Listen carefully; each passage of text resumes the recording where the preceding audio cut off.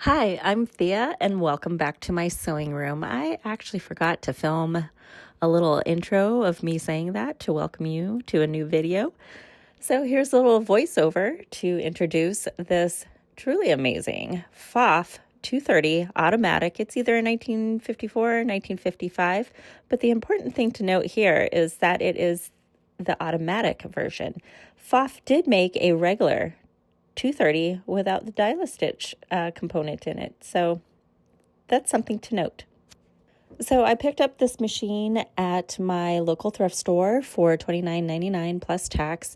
I did have a 20% off coupon, and it came with the case. As you can see, the case is really rough. I am probably not going to do a darn thing to it because it has the original logo on the exterior of the case, and I just can't really comprehend a good way to not ruin that in the process of restoring the case. I'm okay with that. I am not somebody who does complete restoration. I do repair, and I feel like that is an important thing to distinguish. As far as condition, when I purchased it, it was locked up, like most vintage PFAFFs seems to be, because there was some kind of protective coating that was applied to machines that were shipped from Germany over to the United States. And it basically becomes like this varnish inside, so everything tends to be locked up. Just with bringing her in the house, warming her up, I was able to get things to move. As far as the knobs go, things were a little bit stiff, but now we are in total mobile condition.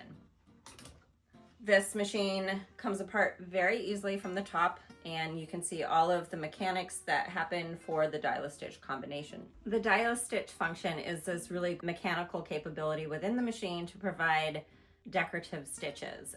Very similar to the Singer 401A. The setup inside mechanically is completely different. However, the concept for what it does is essentially the same. However, this one is much more complicated because it is a combination of knob turns, numbers, and it actually came with an actual dial where you could turn to which pattern you would like to have based on the dial, and it would tell you the correct combination.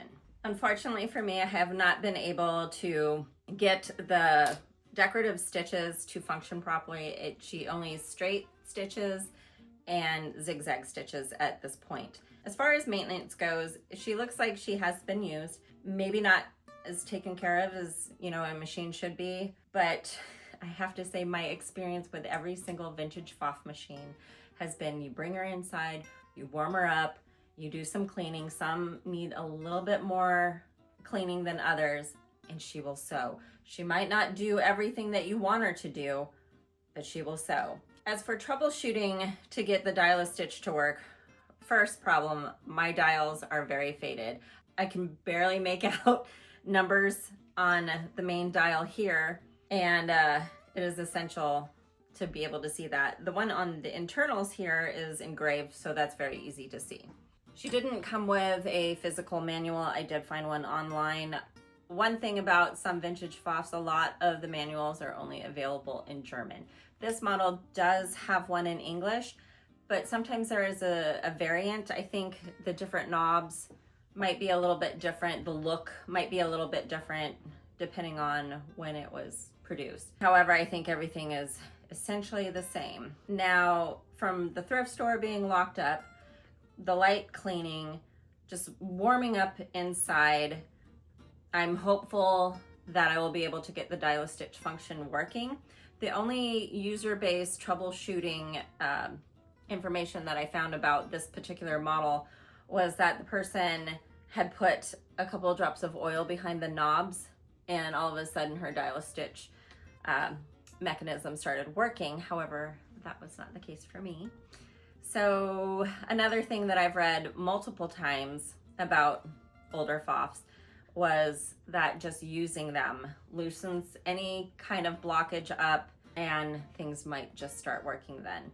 And if it doesn't, then I will go into the invasive maintenance care of removing the mechanism here that controls the dial-a-stitch, removing things, seeing what is clogged up or what isn't aligned right. And to help you with doing that, that information is available in a English version service manual. And I will put a link to that below. Doing a straight stitch and a zigzag stitch, she is usable, and I have sewn a few things with her. But today I am going to go full force and do a full garment, which is a gift for a very dear friend. So let's get started. I'll show you how to thread her and show you what she can do in this state. Okay, real quick before I show you how to thread the machine, I just want to talk about the tension assembly. And the check spring here has this weird little open end, and that's actually correct. There's even a photo of it in the manual. So I actually thought that it was stretched out and broken. I've seen quite a few check springs that look like that. So just wanted to clarify that it is in fact correct. Okay, and the thread path is spool here, here, here. You just pick one. This has twin needle capabilities, so you would have 2 spools if you were going to do the 2 threads.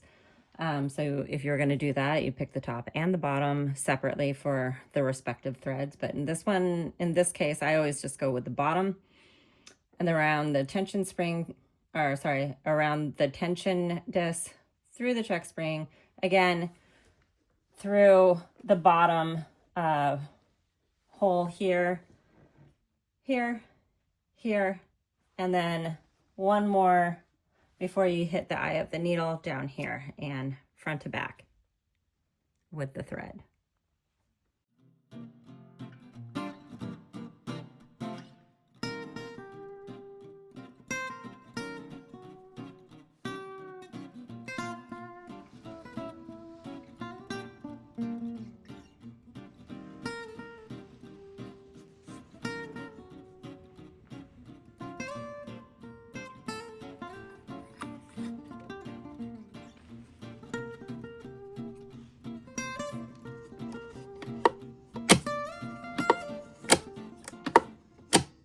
Now this does come with an automatic threader, however mine doesn't work, or I don't know what I'm doing. I read the instructions and watched a couple videos on it, but I think the sharpest point that pushes the thread through the needle is not sharp enough.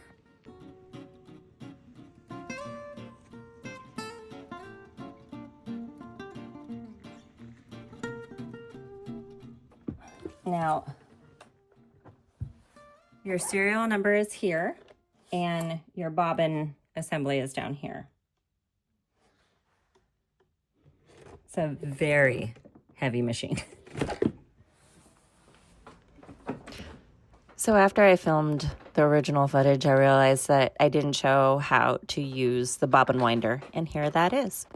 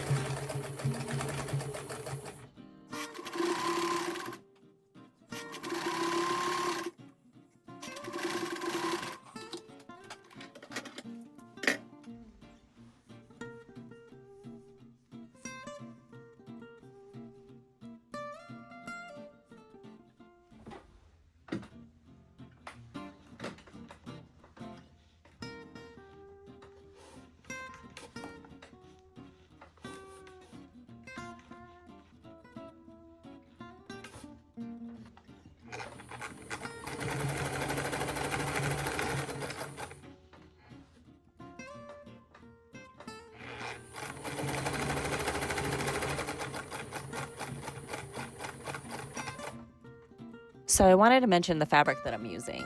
I am using a jersey knit with a zigzag stitch, and it is for a pullover dress. The pattern is the Society Dress by Charm Patterns by Gretchen Hirsch. So I kind of don't like doing these kind of videos when the machine isn't in full operational state. However, I do feel it is important to share what you can do with a machine if you happen upon one at the side of the road, at a thrift store.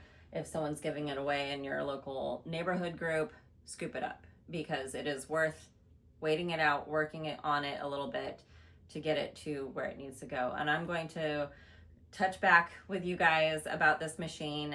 I'm very hopeful. It is a very strong, very heavy, very, I don't know what I'm trying to say. This is such a great machine.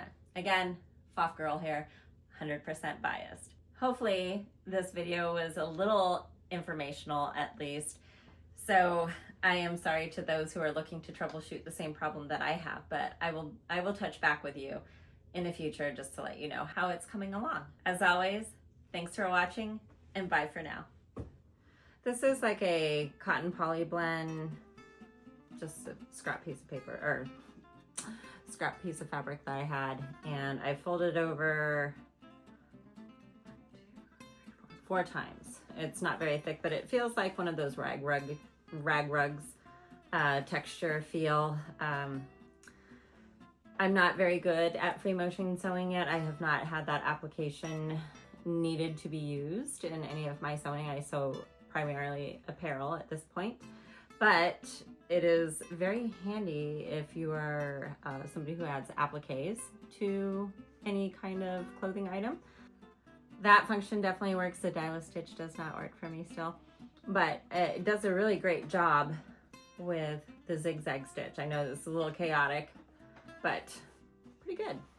I'm gonna fold it over one more time.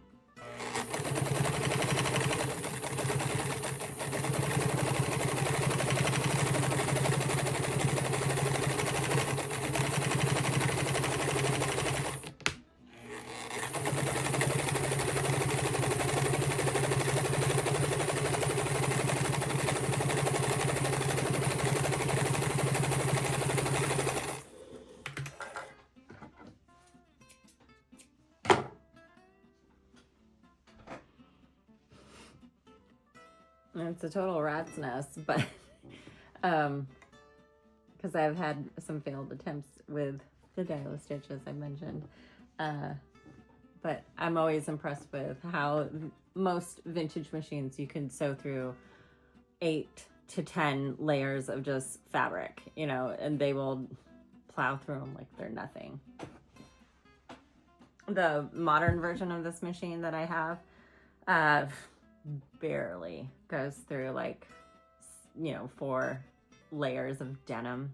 You know, if you're making like a jean skirt or something like that, it actually struggles a little bit. You can feel it in a machine with the plastic surrounding. This feels powerful.